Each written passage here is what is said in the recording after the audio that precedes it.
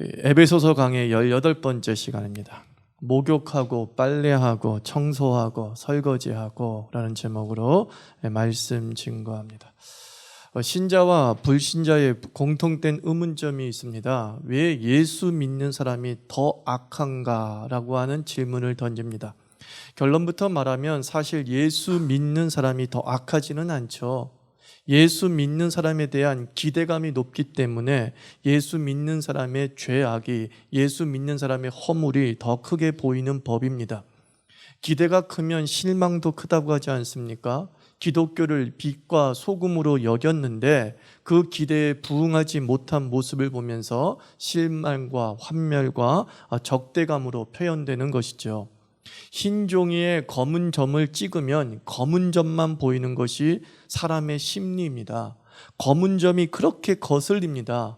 검은 점에 수천 배, 수만 배에 달하는 흰 여백은 보지 못하고 그 한 점만 보이면서 너는 왜 이렇게 검어? 라고 말하는 것이 사람의 심정입니다. 그렇다고 우리가 자화자찬하면서 살아도 안 되겠지요.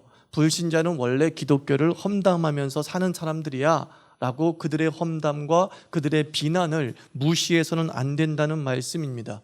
왜냐하면 하나님께서 우리의 허물을 당연하게 보시지 않기 때문입니다. 하나님께서 우리 인생에 찍힌 검은 점을 당연하게 보시지 않기 때문입니다. 오늘 30절 말씀에 이런 말씀이 있지 않습니까? 하나님의 성령을 근심하게 하지 말라라고 말씀합니다. 하나님의 성령을 근심하게 하지 말라. 하나님께서 참 속상하시다고 하는 신인 동영론적 표현입니다. 깨끗하게 살아야 될 주의 사람들이 깨끗하게 살지 못한 모습을 보고 참 속상하다, 그런 뜻입니다. 성령은 구원을 적용하십니다. 성령 하나님은 예수님을 믿게 하시고 그리고 끝까지 예수 믿게 하시고 그리고 마침내 예수 닮은 영화로운 존재가 되게 하십니다.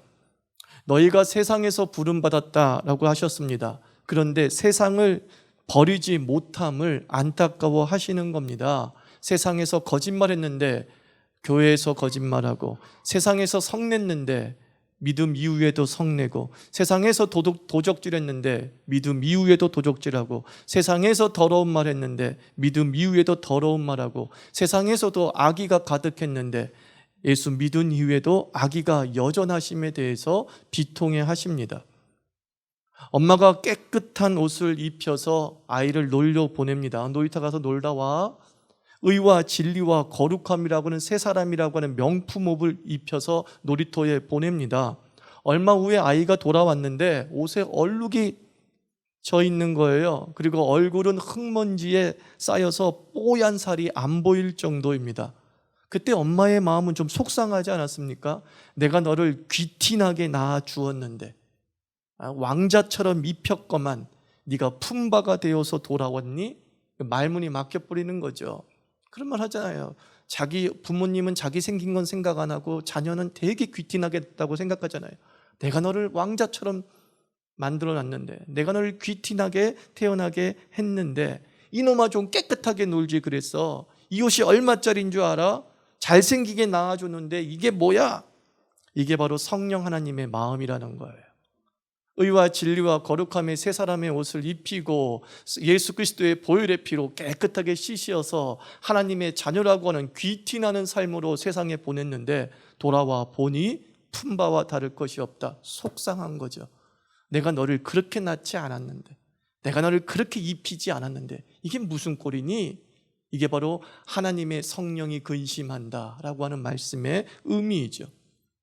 참 믿음은 자정 능력을 발휘합니다. 모든 음식에는 독소가 포함되어 있습니다. 모든 약에도 독소가 있습니다.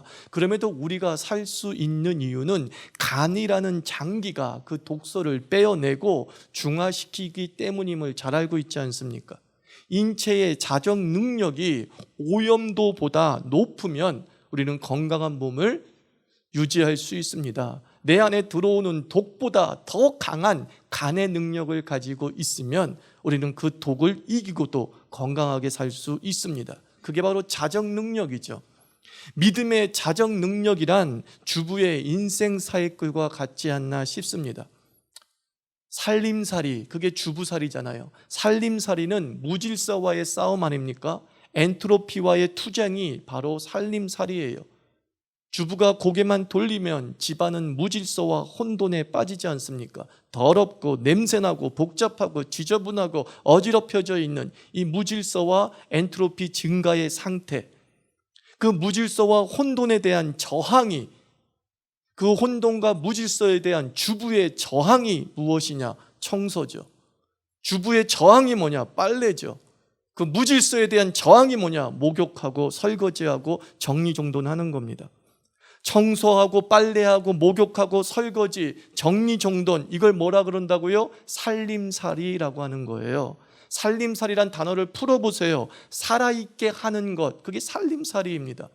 우리 안에 수많은 독소들과 오염물질이 항상 들어와요.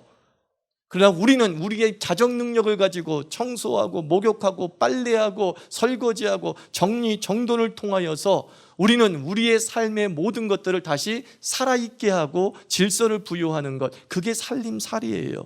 삶을 풍요롭게 하고 삶을 삶답게 하는 것이 청소고 빨래고 목욕이고 설거지고 정리정돈이라는 거예요.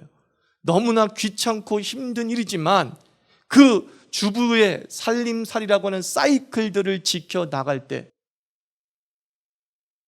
그 집은 생명력이 넘치게 되는 거예요. 안 더럽혀질 수 없습니다. 안 지저분해질 수 없습니다. 안 냄새날 수 없습니다. 수많은 오염물질이 들어오지만 우리는 살림살이하고 있는 거예요. 어떻게? 청소하고 목욕하고 빨래하고 설거지하고 정리정돈을 통해서 무질서의 코스모스의 질서를 부여하는 것이지요. 혼돈에 하나님의 질서를 부여하는 겁니다. 그게 바로 믿음의 자정 능력이에요. 집이 지저분합니다. 청소합니다. 옷이 더럽습니다. 빨래합니다. 몸에서 냄새가 납니다. 목욕합니다. 밥을 먹었습니다. 설거지합니다. 책상이 어지럽습니다. 정리정돈합니다. 그런 살림살이로 집안이 살아나고 때깔이 나는 거죠.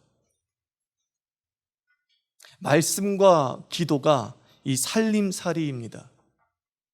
우리의 영혼은 지저분하고 더럽고 어지럽고 냄새나는 상황에 항상 직면합니다. 조금이라도 삶의 현장에 나아가면 우리는 이 지저분하고 더럽고 어지럽고 냄새나는 모습으로 돌아올 때가 많이 있습니다. 그 냄새나는 인격에 질서를 부여하는 것이 살림살이라고 한다면 우리의 살림살이는 기도와 말씀이라는 거예요. 이 기도와 말씀이 우리의 오염을 정화시켜 나가고 우리의 독소를 중화시켜 나아가서 우리의 영적 건강을 유지시켜 나가는 거죠. 나를 귀티나게 낳아주신 하나님 아버지의 그 유전자를 온전히 드러내는 것이죠. 의와 진리와 거룩함이라고 하는 명품 옷을 입은 그 옷을 내일도 여전히 깨끗한 모습으로 나갈 수 있게 빨래함으로 말미암아 와, 쟤네 집은 항상 좋은 옷이 있어 라고 하는 인정을 받게 되는 거죠. 저는 우리 자유교회 교인들 한 사람 한 사람이 이 빨래하고 청소하고 목욕하고 설거지하고 정리정돈하는 이 살림살이의 인생으로 여러분의 신앙을 지켜나가기를 부탁을 드립니다. 나의 집을 깨끗이 하려고 하는 의지만큼 우리의 인격을 깨끗이 하려고 하는 주께서 나를 창조하신 그 원형의 멋진 모습을 드러내는 삶을 살아야 된다라는 것이죠. 저절로 깨끗해지지 않아요. 저절로 건강해지지 않아요. 저절로 독소가 빠져나가지 않아요. 주부의 살림살이라고 하는 고단한 수고의 과정을 통해 우리는 빛나는 인생, 빛나는 신앙이 될 줄 믿습니다. 여러분, 매일매일 우리가 살림살이해야 될 영역들이 있어요. 뭐 안방이 있고 뭐 빨랫감이 있고 이런 것처럼 매일매일 우리 삶 속에서 오염물질이 들어오는 대표적인 것을 오늘 성경 말씀이 한 5가지로 얘기해 주고 있는 거예요. 그 첫째, 우리가 오염물질이 뭐냐? 거짓말이라고 얘기합니다. 우리가 청소해야 될 대상 첫 번째, 거짓말이에요. 25절 말씀 보면 그런즉 거짓을 버리고 이렇게 말씀하고 있습니다. 하나님은 사탄이 거짓말의 아비다라고 하지 않습니까? 거짓말하는 것은 마귀적인 것이지요. 여기서 말하는 거짓말이라는 것은 주로 이웃을 해할 목적으로 또는 내 이득을 취할 목적으로 하는 일련의 행위를 얘기합니다. 저는 우리 기독교 안에 이 거짓말이 너무나 많이 들어오고 있는 모습을 보게 됩니다. 세상 사람들이 우리 기독교를 뭐라고 비아냥거리냐면 기독교는 더 이상 기독교가 아니라 개독교라고 하죠. 그 개독교도 이제 옛말 돼버렸어요. 기독교는 개독교가 아니라 카톡교다 이렇게 얘기해요. 온갖 카톡에서 가짜 뉴스들이 막 퍼져나가는데 90%가 기독교인의 카톡으로 퍼져나간다고 하지 않습니까? 우리가 카톡교입니까? 우리가 가짜 뉴스의 진원지가 되고 있어요. 얼마나 안타까운지 모릅니다. 주님은 말씀합니다. 거짓을 버리고 우리 인생 속에서 가짜, 확인되지 않은 사실에 대해서는 너희들이 가까이 하지 말라라고 말씀하고 있어요.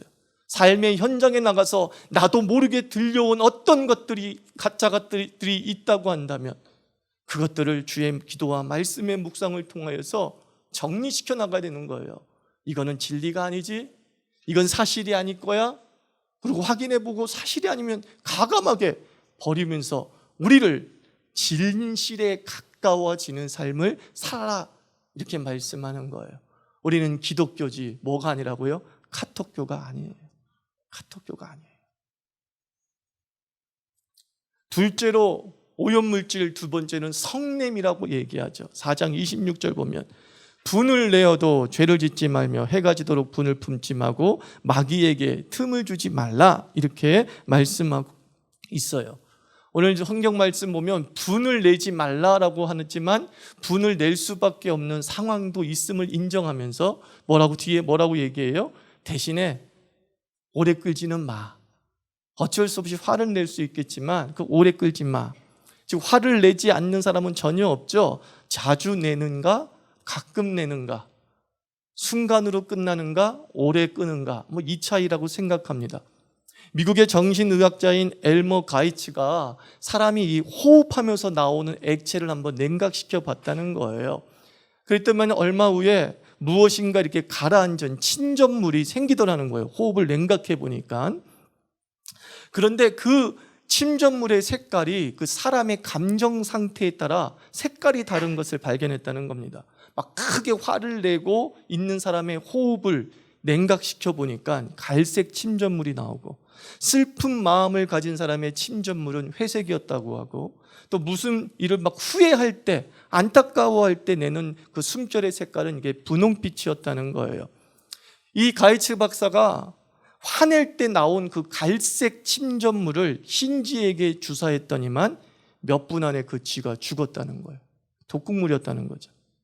그래서 사람이 분을 낼 때 그 호흡에서 독소가 생기는 것을 확인하게 됐는데, 1시간 동안 화를 내는 사람의 독소의 양이 어느 정도이냐, 80명의 사람을 죽일 수 있는 독이 방출된다, 이 얘기를 하는 거죠.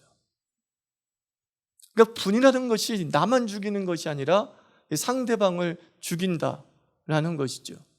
호흡이 남을 죽일 수 있음을 우리에게 얘기하는 거죠. 그래서 성경은 분을 내도 오래는 가지 마라. 그게 뭐예요?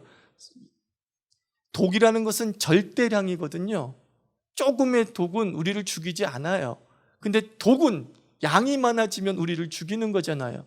그걸 치사량이라고 하죠. 그 치사량이 어떻게 만들어져요? 시간으로 만들어지는 거예요. 오랜 시간 쌓이고 쌓인 그 분노가 우리 인생의 치사량이 된다는 거죠. 그럼 우리가 말씀과 기도로 그 분노를 어떻게 해요? 사겨야 되고 사라지게 해야 되는 것이죠. 근데 저는 안타까운 것은 무엇이냐면, 많은 그리스도인들이 또는 사랑하는 사람들이 사랑한다는 이유로 상대방을 자신의 분노의 배설구로 여긴다는 거예요. 하수도로 여긴다는 거예요. 내가 누구한테 하소연하겠어? 내가 누구한테 화를 내겠어? 당신한테 하니까 화를 내는 것 아니야? 그러다가 관계가 다 망가져 버리는 거예요. 여러분 이거 아십니까? 사랑하기 때문에 그 상대는 분노의 하수구가 되면 안 되는 거예요. 사랑하기 때문에. 근데 우리는 사랑한다는 이유 때문에 내가 너한테밖에 이런 말 못하잖아, 내가 누구한테 이렇게 화를 내니? 라고 얘기하는 거예요. 그러면서 서로 죽는 거죠. 그 화의 독이 내 사랑하는 사람한테 가고, 화를 내는 그 순간 나도 죽고. 저는 부부관계도 다시 묻습니다. 서로에게 분노의 배출구가 되지 마시고, 분노의 하수구가 되려고 요구도 하지 마십시오. 정말 사랑한다면 내 독을 어찌 그에게 줄 수 있단 말입니까? 정말 사랑한다면 내 이 도끼를 어찌 그 사람한테 내뿜을 수 있단 말입니까? 말이 안 되는 거죠. 말이 안 되는 거죠. 그럼 결국 어떡하라고요, 목사님? 그럽니다. 그 독에도 죽지 않는 하나님한테 화내라고요. 하나님! 죽겠어요! 이런다고 하나님은 죽지 않습니다. 그런데 남편에게, 아내에게 나 죽겠어요! 라고 얘기하면 그 남편 죽고 그 아내는 죽거든요. 왜? 인간은 독을 이길 수 없기 때문에. 하나님이 그렇게 만드셨기 때문에. 그러므로 여러분 삶 속에서 밖에 나가서 온갖 분노가 쌓여서 돌아왔을 때 그 분노를 청소해야 돼요. 집에서 쏟아붓지 않도록, 그 오염물질이 집에 퍼지지 않도록 목욕하고 깨끗한 모습으로 사랑하는 사람 앞에 서야 되는 거죠. 그게 분을 내도 오래 품지 말라, 그런 뜻인 거예요. 다시 부탁드립니다. 여러분의 사랑하는 사람은 여러분의 배설구가 아닙니다. 그죠? 여러분의 배설구가 아닙니다. 이걸 기억했으면 좋겠습니다. 세 번째 뭐랍니까? 도둑질. 이것을 정화시켜야 된다고 합니다. 28절 보면 도둑질을 하는 자는 다시 도둑질하지 말고 그랬어요. 도둑질은 뭐 우리가 오염되는 건 아닌데요. 28절 바로 뒤에 또 뭐라고 합니까? 구제하기 위하여 제 손으로 수고하고 선한 일을 하라, 이렇게 말씀하고 있어요. 결국 도둑질하는 게 뭐예요? 부당이득, 불로소득, 그게 다 도둑질이라는 거예요. 제 손으로 선하게 일하지 않냐고 열심히 일하지 않고 취하는 모든 행위들을 바로 도둑질이라고 말하는 거죠. 부당이득, 도둑질이죠. 불로소득, 도둑질이죠. 남의 기회를 훔치는 것 다 도둑질이다 라고 말하고 있습니다. 지도자가 될 사람은 이 합법적인 행위보다 더 중요한 건 뭐냐면은 적극적 선을 행하는 거예요.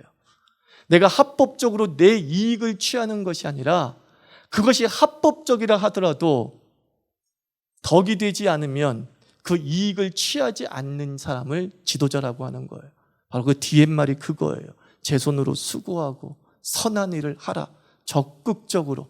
도둑질하지 말라는 소극적인 삶이 아니라 너는 적극적으로 선을 행하고 나누며 구제하는 삶을 살라, 이렇게 말하는 것이죠. 넷째로 뭡니까? 더러운 말을 쏟아붓지 말라. 그 더러운 말을 항상 씻어내야 됩니다. 4장 29절 한번 같이 읽어볼까요? 시작. 무릇 더러운 말은 너희 입 밖에도 내지 말고 오직 덕을 세우는 데 소용되는 대로 선한 말을 하여 듣는 자들에게 은혜를 끼치게 하라 라고 말씀합니다. 더러운 말이 뭐겠어요? 욕하고 비판하고 음담패설하고 악플다는 뭐 그런 것들이 다 더러운 말 아니겠습니까? 우리가 삶의 현장에 나가서 이 네 가지 형태의 더러운 말들에 익숙해 있잖아요. 남욕하고 비판하고 아주 음담패설 들어놓고 있고 익명이란 이름으로 댓글에다가 아주 더러운 말들을 쏟아내고, 이게 다 우리가 하고 있는 오염된 모습이라는 거죠. 미국의 41대 대통령이었던 조지 부시, 그의 선거 참모가 리 애트워트예요. 선거의 천재라고 불려 있습니다. 근데 이 사람이 뇌종양으로 숨졌는데 병상에서 이렇게 고백했어요. 상대방을 파괴하지 못하면 내가 죽는다.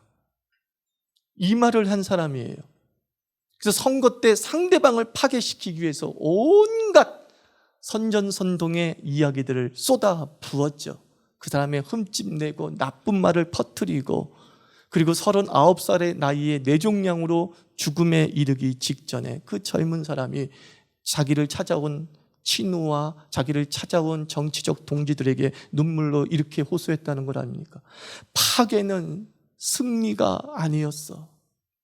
나는 실패자야. 나는 실패자야. 예수 그리스도의 사랑이 진정한 승리였던 거야. 너무 뒤늦은 후회였던 거죠. 다른 사람을 파괴하고 그 자리에 올라서는, 더러운 말로 상대방을 파괴해서 마침내 대통령의 자리까지 올렸던 그 사람이 한 사람을 말로 파괴하는 것이 얼마나 큰 실패이고 패배임을 자신의 인생의 죽음을 통해서 뼈저리게 느꼈다는 것이지요. 남을 죽여서, 남을 나쁘게 만들어서, 남을 욕해서 내가 높아지는 것은 결국 나를 죽이는 것임을 우리도 깨달았으면 좋겠습니다. 삶의 현장에서 혹시라도 여러분의 삶 속에서 비판이 있었거나 험담이 있었거나 욕이 있었거나 익명이란 이름으로 뒤에서 수군거림이 있었다고 한다면 기도와 말씀을 통해 청소하고 목욕하기를 부탁드립니다. 그죠? 사람은 그 혀끝으로 그 사람의 인생을 드러낸다라고 하지 않습니까?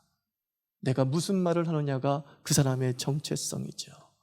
오직 우리는 진리와 격려와 그리고 위로의 말을 하는 그리스도인 되기를 주의 이름으로 부탁을 드립니다. 그리고 넷째 무엇을 이야기합니까? 악의를 버리라. 31절 있습니다. 시작. 너희는 모든 악독과 노함과 분냄과 떠드는 것과 비방하는 것을 모든 악의와 함께 버리고 그랬어요. 자, 이제 위에 언급한 모든 것 있잖아요. 노하고 분내고 더러운 말을 하고 떠들고 하는, 거짓말을 하고 하는 그 모든 것들을 무엇과 함께 버리라고요?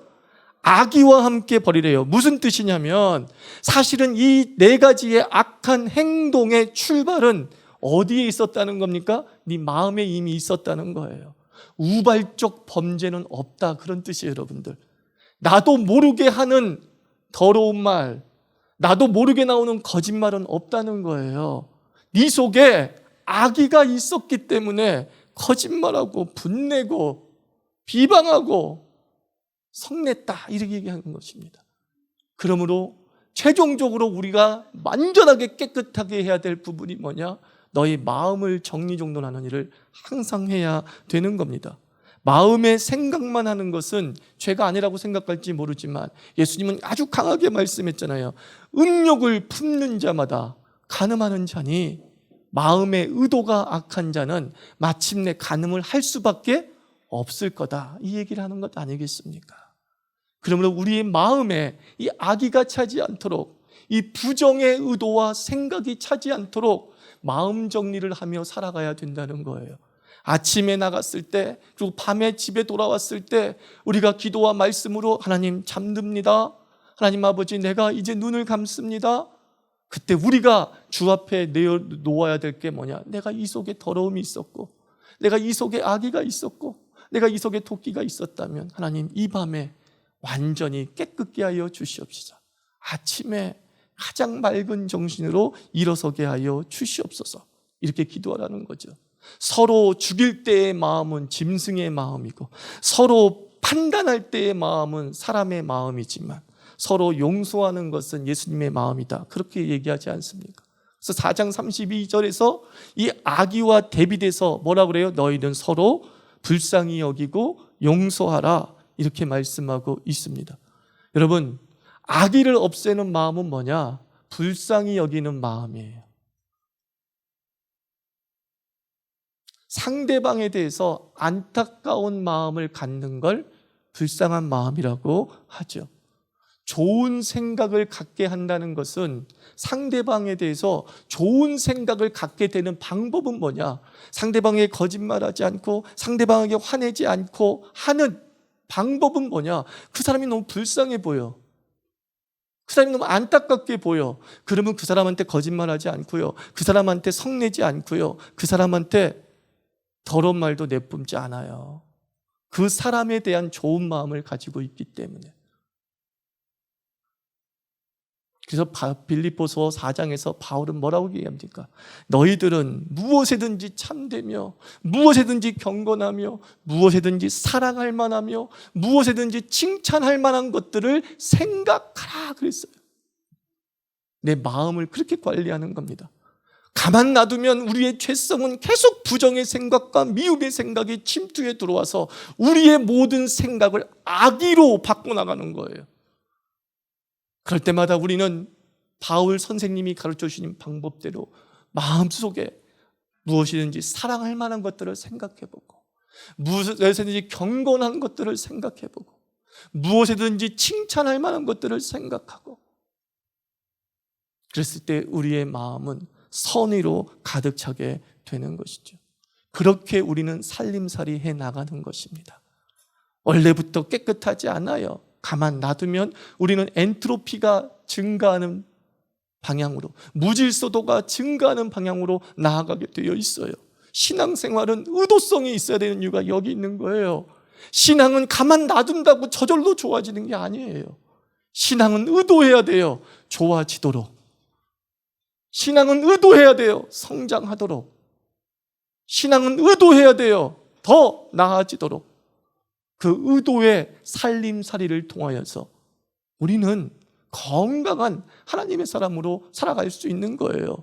나를 귀티나게 태어나게 하신 그 하나님 아버지의 DNA를 본받아 어디를 나가든 왕자 또 공주다운 모습이겠지요. 하나님의 주신 새 사람의 옷을 입고 나가기에 밖에 나가서 와, 명품 옷을 입었네? 라고 하면서 주목받는 인생이 될 수 있는 거예요. 말씀을 맺습니다. 우리의 신앙에 오물이 끼기 쉽습니다. 우물에 더러운 것들이 빠지면 마을 사람들이 질병에 걸리고, 음식에 오물이 들어가면 식중독에 걸리듯이 우리 신앙에서 이 오물과 오염을 제거하지 않으면 추잡한 기독교인이 될 수밖에 없는 거죠. 매일 기도하십시오. 매일 말씀 묵상하십시오. 그리고 그 기도와 말씀으로 나를 날마다 청소하고 목욕하고 빨래하고 설거지하고 정리정돈하여서 나를 귀티나게 만드신 그 하나님의 본 모습을 세상에 보여주며 사는 크리스찬 되기를 주의 이름으로 축원하고, 마지막으로 높아심으로 다시 한번 말씀드립니다. 사랑하는 사람들끼리 하수구가 되지 마십시오. 같이 기도합시다. 하나님 아버지, 우리 인생의 더러운 것들을 하나님 아버지 날마다 씻으며 살 수 있게 달라고 기도하십시오. 쟁겨놨다가 씻으면 얼마나 피곤하고 힘듭니까? 그리고 아예 청소도 하고 싶은 생각이 들지 않아요. 너무 많기 때문에. 매일매일 청소하면 그렇게 쉽지 않아요. 쉬워요. 그냥 금방금방 할 수 있어요. 기도와 말씀을 중단하지 않게 하여 주옵소서. 말씀에 날마다 나를 비추어서 갈고 닦게 하여 주옵소서. 기도를 통해서 내 입술의 더러운 말들을 하늘의 언어로 바꿔나가게 하여 주시옵소서. 왕자 공주답게 삶뿐만 아니라 유지되는 삶을 살게 하여 주시옵소서. 네, 기도합니다.